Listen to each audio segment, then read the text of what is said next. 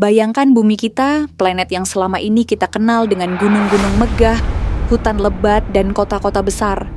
Tiba-tiba berubah menjadi lautan tanpa batas. Tidak ada lagi pegunungan Alpen, tidak ada gurun Sahara, bahkan Amazon pun lenyap. Yang tersisa hanyalah samudera tak berujung, dengan pulau-pulau kecil bagai titik di tengah lautan. Hari ini, kita akan menyelam ke dalam skenario ekstrim. Apa yang terjadi jika 99% permukaan bumi adalah lautan? Siapkan dirimu untuk menyaksikan transformasi radikal planet biru ini. Saat ini, air laut menutupi 71% permukaan bumi. Sebuah luas yang setara dengan 361 juta kilometer persegi.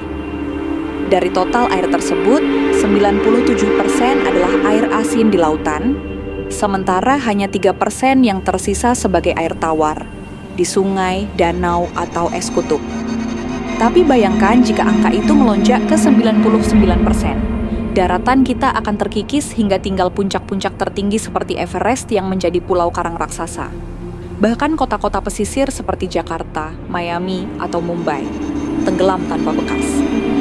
Hanya tinggal legenda tentang peradaban yang pernah hidup di daratan. Lautan adalah penyeimbang iklim bumi. Bayangkan efeknya jika 99% permukaan adalah air. Suhu siang malam akan stabil dengan perbedaan hanya 2-3 derajat Celcius, seperti tinggal di dalam kulkas raksasa. Tapi jangan senang dulu. Tanpa penghalang daratan, angin dan arus laut bisa berkumpul menjadi super badai sepanjang 3.000 km, lebih besar dari wilayah Indonesia. Badai ini akan menghantam pulau-pulau kecil dengan kecepatan angin 400 km per jam, menghancurkan segala yang tersisa.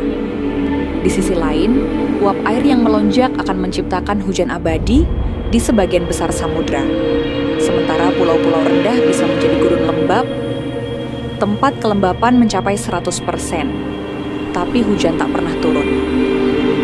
Paradoks, itulah bumi baru kita. Dengan kedalaman rata-rata 4.000 meter, lautan 99% ini akan menjadi medan evolusi terbesar. Di zona eufotik, lapisan terang, fitoplankton akan meledak biomasanya. Mungkin menciptakan ledakan alga yang mengubah warna air menjadi hijau neon. Tapi di bawahnya, zona mati, anoksik akan meluas.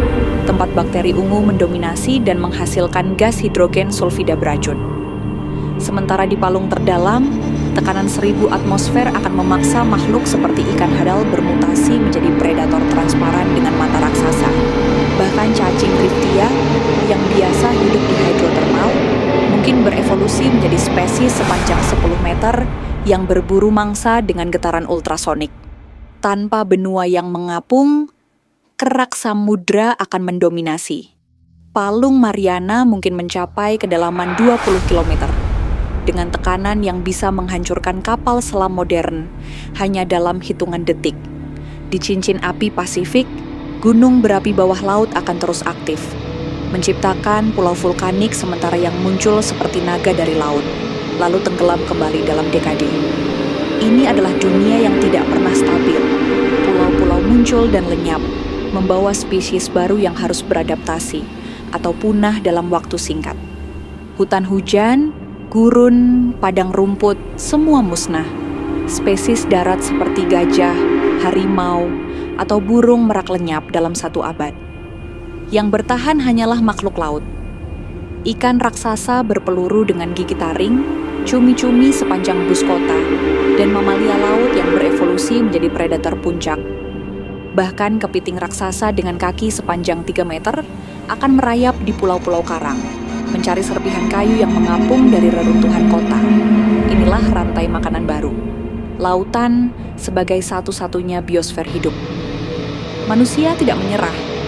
Kita akan membangun kota terapung modular dengan desain bioinspirasi dari karang raksasa.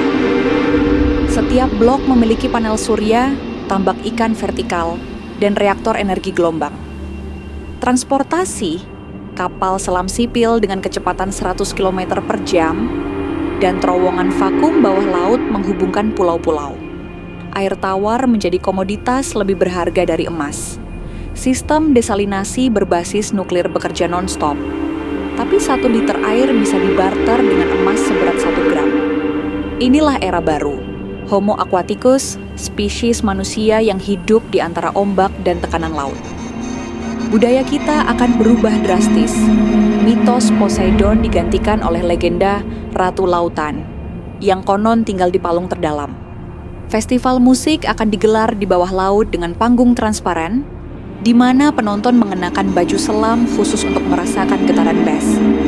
Tapi psikolog menyebutkan thalassofobia, ketakutan irasional pada samudra tak berujung, menyebar di generasi muda. Di luar sana mungkin ada jutaan water world, planet air yang tidak memiliki daratan sama sekali. Menurut simulasi NASA, 70% eksoplanet di zona layak huni kemungkinan adalah dunia air. Bumi kita dengan 71% laut justru menjadi pengecualian langka. Skenario 99% laut ini bukan hanya khayalan, tapi kunci untuk memahami potensi kehidupan di seluruh galaksi. Skenario ini bukan ramalan apokaliptik, tapi cermin untuk kita saat ini. Jika kenaikan permukaan air laut terus berlanjut karena perubahan iklim, mungkin kita tak akan sampai pada 99% laut, banjir rob, hilangnya pulau-pulau kecil, dan migrasi massal. Jadi, apa yang bisa kita lakukan? Kurangi emisi, lindungi ekosistem pesisir, dan dukung inovasi berkelanjutan. Karena bumi yang kita kenal hari ini adalah hasil kerja keras miliaran tahun, jangan biarkan ia berubah menjadi dunia tanpa daratan. Jangan lupa like, subscribe, dan bagikan ide kalian.